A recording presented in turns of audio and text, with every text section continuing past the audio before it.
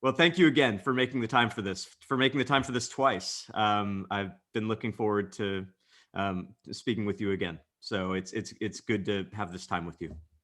Most welcome, and it's as much as a pleasure, my pleasure. All right. So I figured we'd jump into the questions that I've prepared. Do you have anything that you would like to have clarified before we begin? I made some notes. I read all the questions. I've made some notes. I also have my book with me, Fantastic. and so I am quite prepared, I would say. I read the book again, the whole book. So I would say I'm prepared. I hope I wouldn't really have any difficulty. And like I said, if you need a minute between to get your question, your answer formulated, that's no problem. So that's fantastic, though. I appreciate all of your preparation.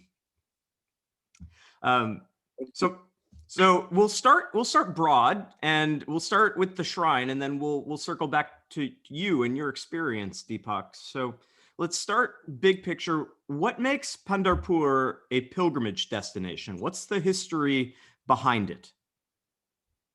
Yes, this Pandharpur has a very old history, and there was a story many years ago. The thing it's beyond dating. It's probably from some BC. There was a devotee named Pundalik. He was a very great devotee of God, Lord Vishnu. Vishnu is the Godhead, and he was a very good devotee of Vishnu, and he always aspired to have the darshan, to meet Lord Vishnu, and he was living in Pandharpur. And what happened is, one day Lord decided to come and bless him with his darshan. Lord wanted to see him, so he came to Pundalika's house in Pandharpur, and at that time to bless him. But Pundalik was busy serving his parents. His parents were very old, and he was probably pressing their feet and giving them some service. So when the God came at his doorstep, the devotee said, "Lord, please wait for some time because I'm just busy with my old parents. So till then, please wait." And he gave a brick for Lord to stand on for waiting. So the Lord went and stood on a brick and waiting for the devotee to finish serving his parents. And after a long time, then the devotee Pundalik, then he apologized to God. God gave him the blessing, darshan, and he was very happy. And he made God wait. But God appreciated that. God said that, well, you saw that God is there in your parents' heart, and you were serving the God in their hearts. So I didn't mind standing at all. Then Pundalik requested him that just the way you were standing for me, waiting for me, can you do the same thing now forever? Can you stand on this brick forever and bless the devotees and wait eagerly for devotees who will come from the whole earth to meet you?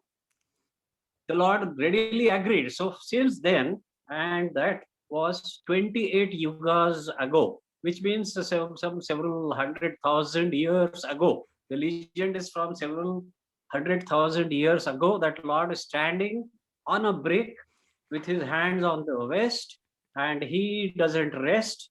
And people come on the auspicious day of Ashadi Ekadashi. That day is very holy.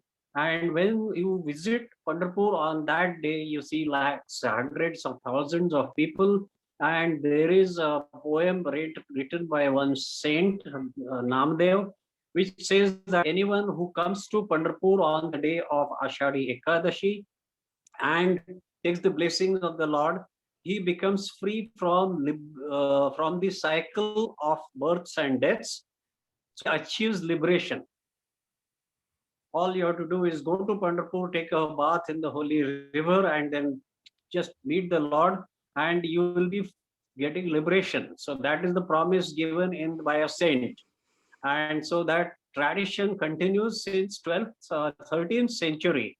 Saint Dnyaneshwara, who was the one big pioneer of revival of the saints and the religion in India in the 13th century, Saint Dnyaneshwara's grandfather, somewhere in the 1200s, he started this tradition of Pandharpur.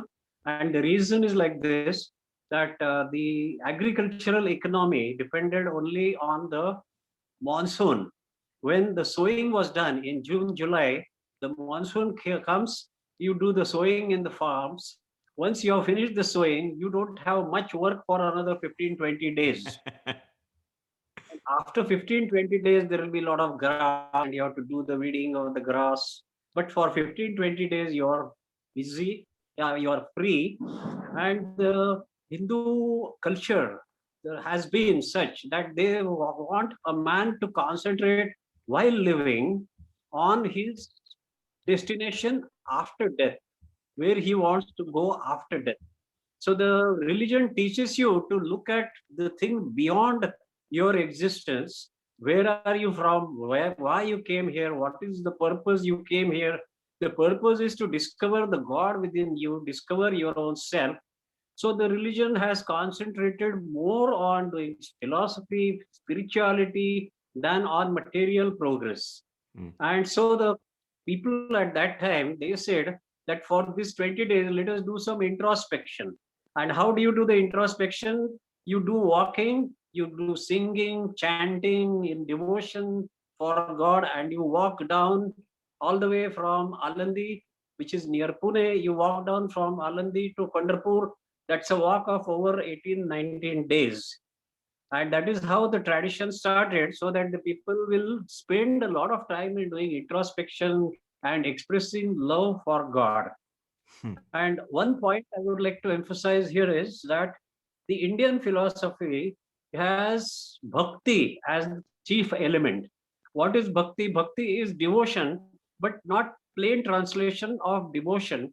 But bhakti is, you can say, affection plus devotion. So you are treating God affectionately. You can treat God as your child. You can treat God as your brother, as your friend. Very informal relationship with God. You can dance, you can sing, you can even play with God. Because in scriptures they have said that Lord Sri Krishna played with all the friends in Vrindavana, in Mathura, in Vrindavana. So those were the God is ready to establish a relationship of affection plus devotion. So this is the way you express your affection and devotion, by walking all the way. Supposing you are a great friend of mine, so I will say, hey, come on, I will come walking to meet you all the way. If I don't have a car, doesn't matter, I'll walk it down. So this is the idea of walking it down, singing the bhajans, kirtans, and dancing all the way. That That's is how fantastic. destination. That's fantastic. And a lot of your answer was focused on why people were walking when the tradition started. But I imagine some of that still very much has relevance today to you as a longtime professional who came to pilgrimage later in your life. What was the draw for you? What inspired you to make this pilgrimage? Yes. For me, since I was a child, I used to hear the famous abhangas. Those are the songs written in praise of the Lord Vithoba, the Lord Vithala, or the Lord Panduranga. The God in Pandharpur is known as Vithala, Vithoba, Panduranga, Krishna. He's a form of Krishna. And there are a lot of songs written, and a lot of the best Indian singers like Lata Mangeshkar, Asha Bhosle, and Bhimsen Joshi. They all sang these abhangas in such lovely tunes that every person in Mumbai, Pune, around Mumbai, Pune, those who speak the language Marathi, they are familiar with these abhangas and Pandharpur and Vithoba. Is very, very popular as one God who attracts people only for love. People will go to other temples to ask for things. If somebody wants a child, he will go to Trambakeshwar. If somebody wants child, he'll go to Nasik. And there are many other deities in many other places. But when people go to Pandharpur, The idea is to go to Pandharpur just in love, just with love for God in your heart, nothing else. You go there, you touch the feet of the Lord, you say simply, God, this is the great opportunity I have had in my life to touch your feet. I thank you very much. I don't need anything else. Just if I can get this opportunity again and again to come and meet you, that is the best, because you are giving me everything. The man who goes to Pandharpur has contented has a contented heart. He says, I have everything, God. With your blessings, I get food, I have clothing, I have a shelter, and whatever I need, my needs are met. And I know that you are doing it. You are giving me everything. I have no complaints. And I love you. And just because I love you, I here I rest my head at your feet. And now I'm going back. I'm happy. That is the way Pandharpur is very popular. What did it mean? Well, I'll come to that later. Take us into the day-to-day experience of this pilgrimage. And what was it like on a daily basis making this walk? How did it go for you? How far were you walking? What was the walking like? Whatever stands out to you. I know that your book goes into this in fantastic detail, but give us a sense of what it was like. Yes. We used to get up at around 3:30 in the morning, and get ready, take a nice bath, shave, take a bath. We used to have a halt somewhere in a school building, and there will be about 150, 170 people in my group. And we would get ready, we would take bath, and then we will take a breakfast. We'll eat a breakfast, have tea, and get a packed lunch with us. Put a lunch in our bag and our shoulder, and start walking at 6 o'clock. The Dindi, that is the rule of the Wari, the Pandharpur Wari. This pilgrimage is known as Pandharpur Pai Wari. Pari means walking pilgrimage of Pandharpur. So the whole thing is following Saint Naneshwara. Saint Naneshwara starts in his own Dindi from Alandi. That is, his sandals are carried in a palanquin, and that is in the front. That is leading the Wari to Pandharpur. So that palanquin, that group starts moving first, and after that group has moved, then the rest of all the other groups start following them in sequence. That is how the Wari is. The Wari has a very well defined structure, and it walks with a lot of discipline, almost like a military discipline, but all with love. Nobody has any arguments, there are no fights, there are no quarrels, because everybody calls everybody as Mauli. Walk together and Wari. You will call me Mauli, I will call you Mauli. Because mother, God element which is inside my heart, which is inside your heart, is the mother of this whole universe. So every person is my mother in that spirit. Naneshwara, although he was a male saint, people say Naneshwara Mauli. She is the mother of the whole universe, Naneshwara Mauli.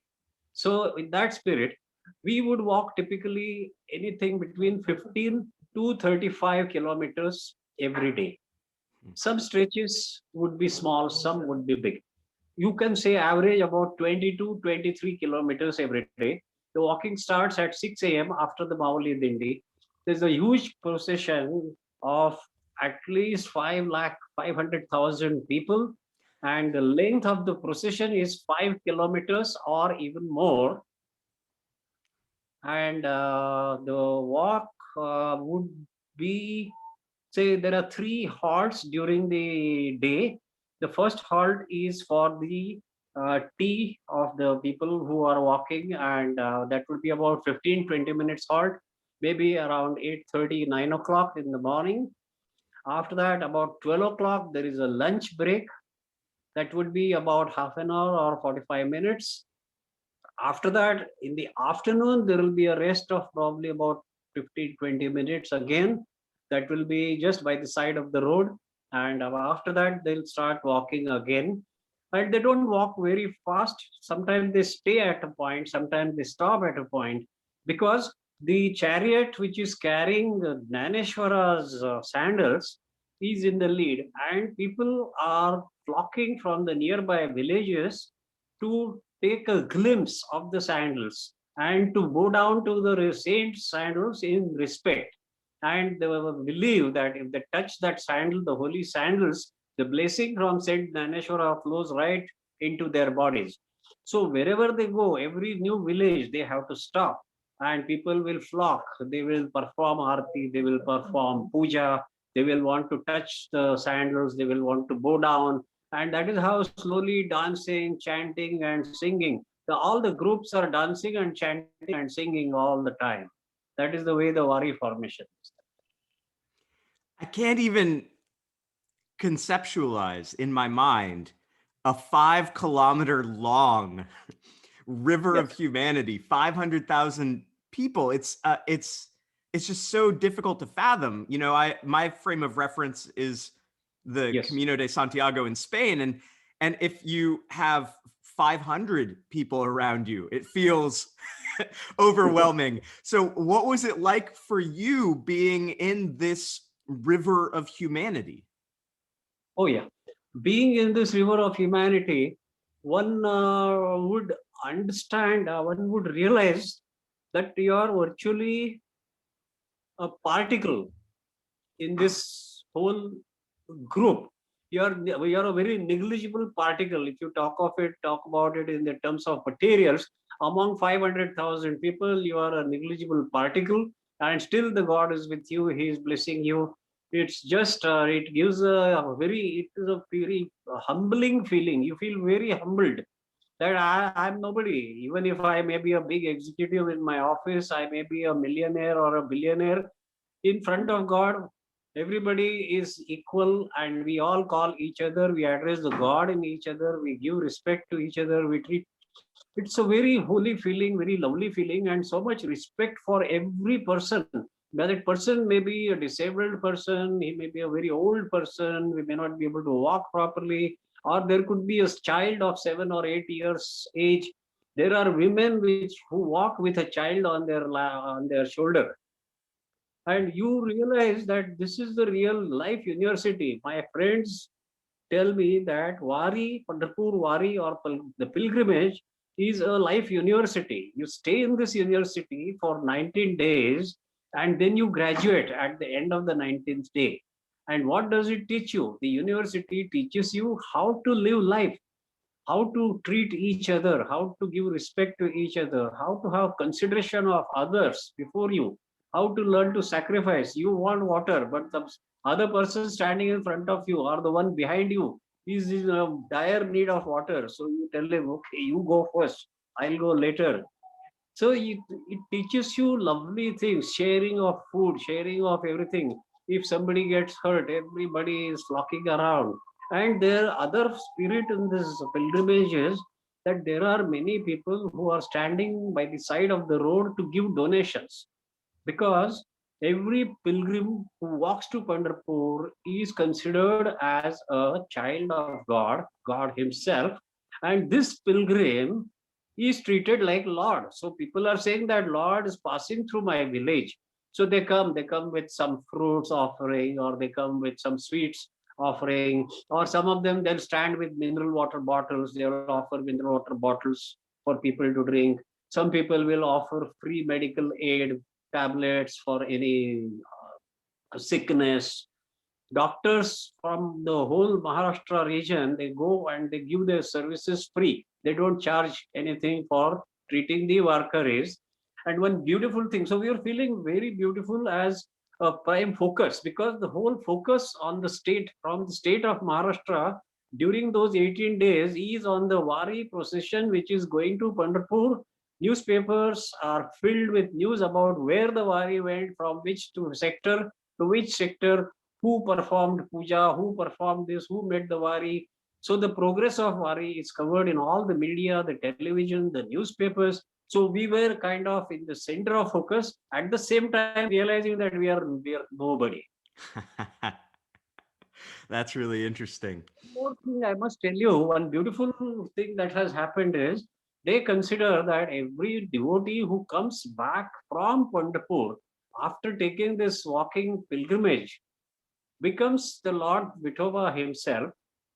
And when he has come home, supposing I'm in Mumbai and somebody has come from Pandharpur after walking the Wari to Pandharpur, he comes to me, I should touch his feet, because if I touch his feet, it is as good as touching the Lord's feet, and I get blessing as if I have traveled to Pandharpur. That's the belief. So the man who comes from Pandharpur has a tremendous respect. I'll ask this question just out of curiosity and ignorance. You've talked about touching the feet of Vithoba in Pandharpur. You've talked about the sandals that are leading the procession, and now feet again. Is this a common gesture throughout your faith, or is it specific to Pandharpur and a reflection of the walking aspect of walking pilgrimage? The walking aspect is found at, as I know, 3 places in India. Walking to meet the Lord, walking from your own house to meet the Lord is the place concept only in Pandharpur. So from Alandi or Pune, people walk to Pandharpur. The second walking pilgrimage that I know of in India is at Mata Vaishno Devi Temple, that's somewhere in the north in Jammu. And there is an overnight walk people do, and you have to climb uphill. I don't remember the kilometers, but it could be 30-35 kilometers maybe, and cover it overnight. And so that is the second walking pilgrimage. And the third one is in South India, which is called the Ayyappa temple. Devotees walk to the temple of Ayyappa. Lord Ayyappa is another form of Lord Krishna. And so these are found at 3 places. And as far as the sandals and the palanquins is concerned, that is all over India. You will see that how to express your respect for a senior, be it even your own father, brother, teacher, and of course, God or saint. Touch his feet, because be humble, touch his feet, let the energy flow from his feet into your body. That man is so charged, that saint is so charged that the moment you touch your finger to his feet, you're going to take a lot of charge from him, and he will be the loser probably, but he may not be the loser because he has got enough charge in him. But you take a lot of charge from him, and you definitely progress on the path of not only spirituality, but also your material world. The blessings from a saint will flow, and they will give you blessings, spiritual blessings as well as material blessings. And they like the humbleness, and the way to express humbleness is by prostrating at the feet. It's interesting, the connection with Christianity, because the foot washing tradition that goes back to Jesus is still observed in some traditions in pilgrimage hospitality along Christian pilgrimage roads today. Right. And in fact, when you say I am at your feet, when you say, you tell Lord or when you tell the saint that I am at your feet, there is another meaning of it. The other meaning is I am serving at your feet means I am serving the mission what you stand for. If a saint says that, okay, don't kill people, give love to everybody, do donations, don't hoard things, practice serenity, practice silence. So when I say I'm serving at the feet of the saint, what it means is I'm following all the teaching, what he is, all his teaching. Then only I'm entitled to say that I'm serving at your feet. It's not just merely touching of the hand and then saying I'm your servant. You have to serve with your activities also. That's really interesting. And you can see my mind in pilgrimage goes very quickly to walking. And, you know, on the pilgrimages that I've walked, so much of my attention is invested in the daily walk. And then the evening is largely devoted to relaxation, self-care, food. And so I was struck in your account of the Pandharpur Wari, how much is going on in the evening after the walk. And maybe that's just a consequence of having 500,000 people back together. But could you describe what the evenings are like on this pilgrimage? Yeah, I'll tell you.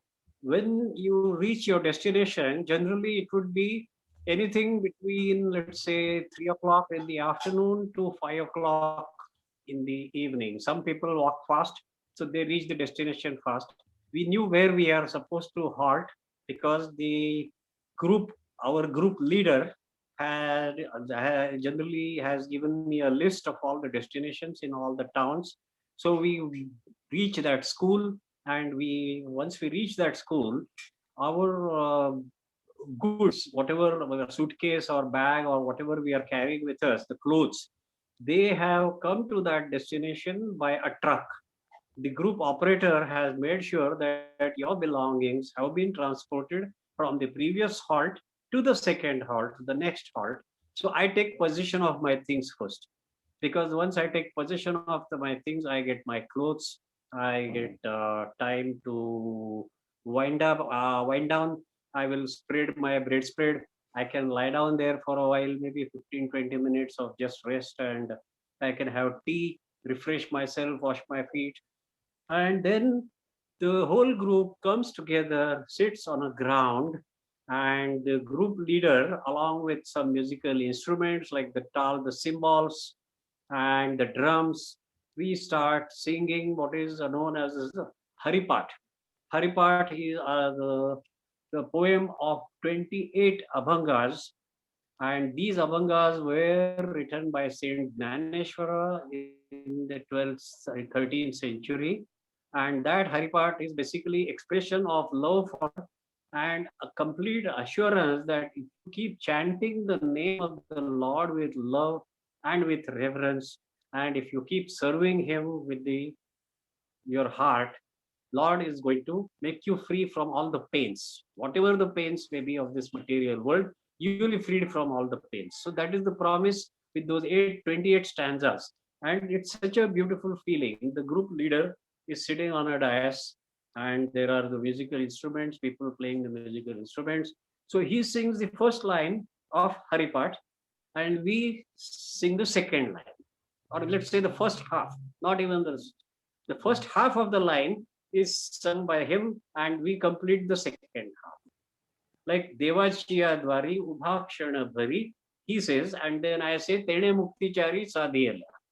Then he says Hari Mukhe Mana, Hari Mukhe Mana. Then the group says Punyachi Ganana Konakari. And in a very beautiful rhythm, the whole thing goes on. For almost an hour, the Haripat goes on. And all the magic takes place. While the magic takes place during the Haripat, I tell you, if I'm dog tired during the whole day with the big long walk, and every day walking another 20 kilometers is not a joke. The feet will have a terrific problem, especially for somebody like me. I am not a walker. I'm not a very hobby walker. So for me, it used to be difficult. But this 1 hour when I'm chanting is as if there's some magic is taking place. The strength would return to my body, to my feet, to my mind, and we are all fresh. We become as so fresh that we are feeling that now next day morning we'll definitely be able to walk again.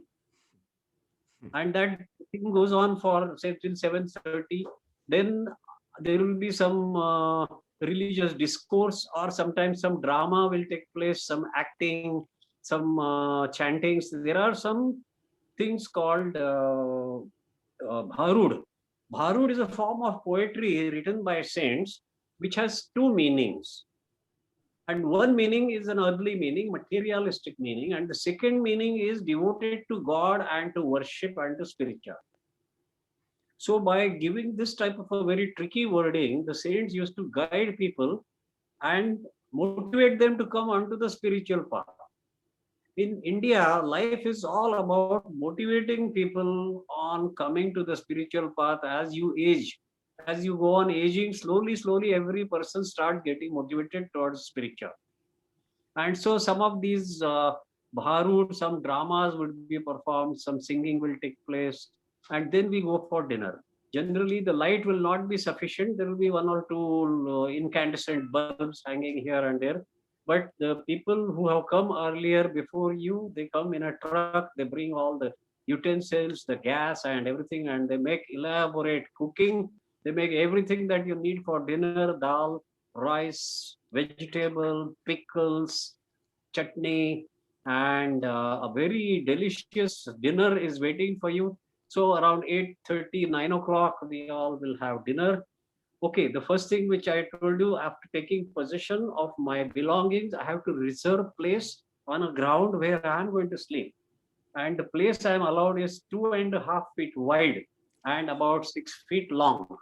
No more than 2.5 feet, because 175 people have to sleep in that hall. And mind you, there will be as many ladies as gents. So there will be 80 ladies and 80 gents. There will be a different halls for the different hall or halls, classrooms. You can imagine school classrooms. So maybe four classrooms are for ladies, four classrooms are for gents. And there we will sleep comfortably. There will be no complaints. There will be no quarrels, no fights, no encroachments. Very lovely. So by 10 o'clock, we are done. After dinner, we wash our utensils. Then some people start reading from some religious scriptures. They may read Gita. Some people will meditate. I used to do a little bit of meditation, a bit of talking, and try to sleep as early as possible, maybe by 10:30, 11, so that you are ready to get up at 3:30 in the morning. That was the day. That is a long day. Well, that's fantastic. So you did that for 2.5 weeks, and then you made it to Pandharpur. So when you made it to the sacred destination, what were your priorities? What did you need? What did you want to do when you arrived in Pandharpur? Yes. When we arrived in Pandharpur, that was in the afternoon. And the first thing we went for was, sorry, am I okay? I just positioned the camera. Is it okay? Yeah, Totally fine. yes. So we went and took some rest. And in the evening, the auspicious day was on the next day. We reached one day in advance, and the Ekadashi, the 11th day of the lunar month, which is known as Ekadashi, that is the holy day on which everybody gathers at Pandharpur for the celebrations. So the celebrations were to begin on the next day. We went walking to the bank of the river where the temple is also located. We just took washed our feet in the river, and we just enjoyed the whole ambience. The ambience was such that there was no vehicular traffic allowed in the town at all, and everywhere you could see people, people, and only people. And the tradition is to carry saffron flags. The saffron flags are the indication of your religious love for the saffron color. Saffron color is the color of renunciation. So the flag is saffron. So I do not belong to this world. My world is with the world of Lord, the world of Lord. That is where I belong. I live here, but my love is with the Lord. So that is the flag. People carrying the flag, and there are so many groups. Each group is singing, chanting on their own, and they have their own separate music arrangement. And all of them on the river bank, virtually hundreds of thousands of people, at least a few 100,000 people there. Then we also took a stroll by the temple. Very crowded. The place was very crowded. Walking itself was very difficult. It took about an hour to come near the temple, and we just took a round around the temple and came back. That was on the previous evening, and the day when the final festival starts, the Ashadi Ekadashi. That is the purpose you go to Pandharpur. You get free from all your karmas. You get free from the bonds, the bondage to life and death cycles. So for that, in the morning, we went to the river. We took a holy bath that dip on the day of Ashadi Ekadashi. That is considered as the very holy bath. And after taking the holy bath, even while taking the holy bath, if you only look at the dome of the Pandharpur temple, you can see the dome of the Pandharpur temple from the water while you are having the bath. And the poem that Saint Namdev has composed, he says that those who come to Pandharpur on the day of Ashadi Ekadashi take a holy dip in the river Chandrabhaga and have only darshan, have only a glance at the dome of the temple, they become free from the cycles of birth and death. So you merely glance the dome of the temple and you are done. Your purpose for taking this human life is served.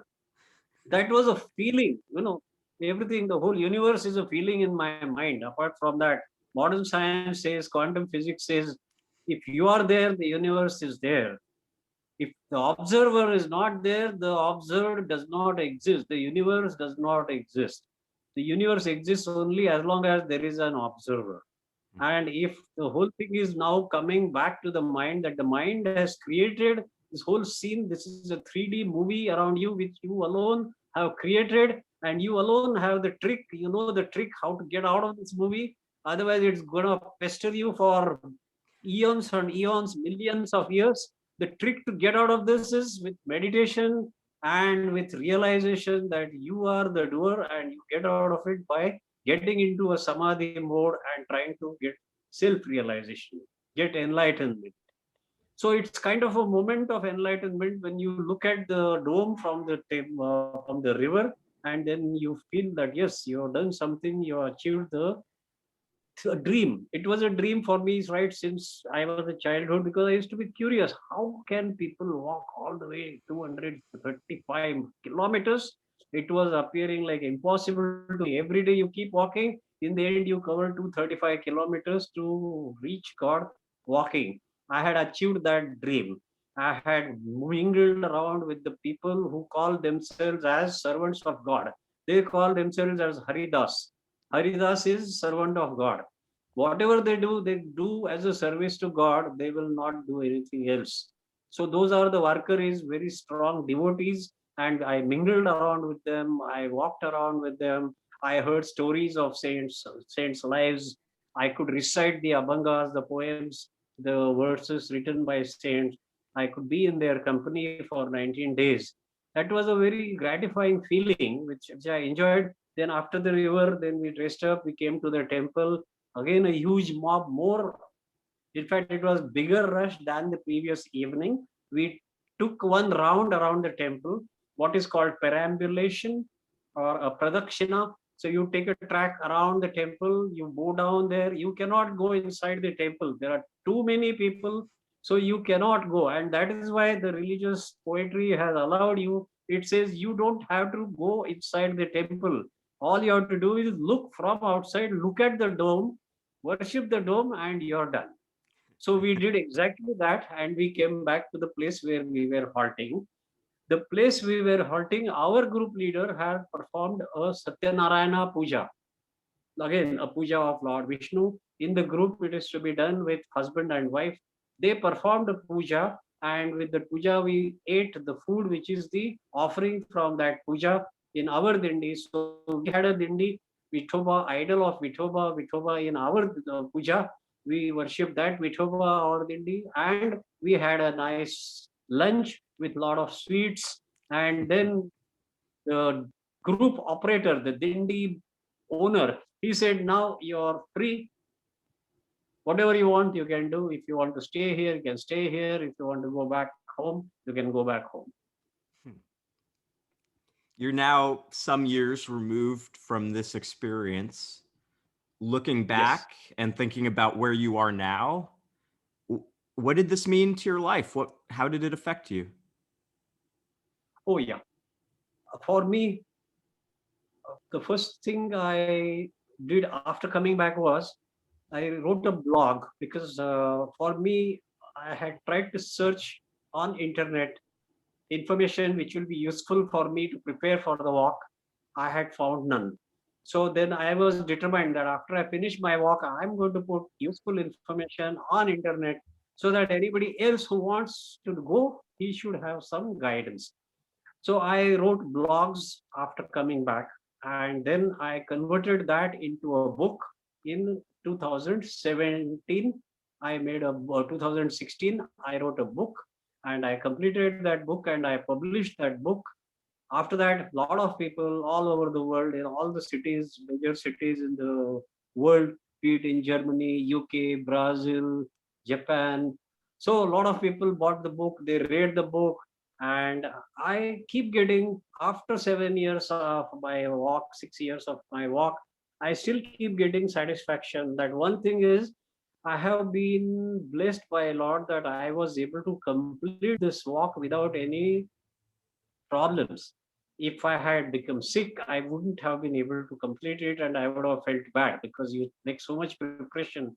And if you cannot complete the walk, you would be in really very sorry state of affairs. But God gave me strength. He had it in his mind that I should be able to complete the trek. And then I remember that the memory is carried forever. That is the one beautiful thing. And I did my duty.